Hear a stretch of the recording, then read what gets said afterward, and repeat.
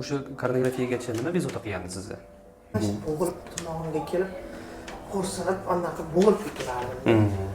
Keyin EKG qilingan, lecheniya olganman, ta'sir qilmadi. Treatment qildim. Piyoda yurganingizda hansirash, yuqori qafasda og'riq, shunaqa his bo'lganmi? Og'riq sezganman. Unaqa jim qattiq og'riq emas, ozgina og'riq sezganman. Lestnisadan ko'tarilishdachi? Qarsillash bor. Koreografiyaga kim maslahat berdi? EKG qilingan. EKG qilgandan keyin koreografiyaga jo'natilgan. EKGdan keyin bitta kurs lecheniya olganman, tabletlarni. Keyin yana taftor qildirsam, уже yaxshi emas.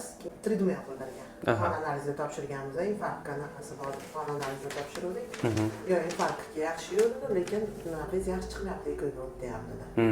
Koreografiyada qanaqa tomirlaringiz qanaqa chiqdi? Yo'q, yaxshi deyishdi. Hozir nima bezovta qilyapti? Yana hozir o'sha qarsillash, yana nima holsizlik. Seshingiz qanaqa? Yaxshi. Yaxshi. Vazn yig'madingizmi oxirgi paytlarda? Yig'dim. Necha kilo yig'dingiz? Normalniy yig'dim.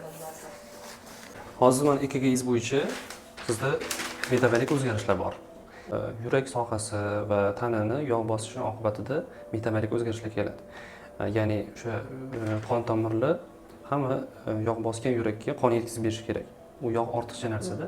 Shuning uchun asosiy birinchi tavsiya sizga vazn tashlamasangiz umuman bo'lmaydi. Vazn tashlashingiz kerak bo'ladi. Xolesterin kamaytiradigan, qon suyultiradigan dorilar bor. O'sha dorilardan yozib beraman, ichib tursangiz bo'ladi.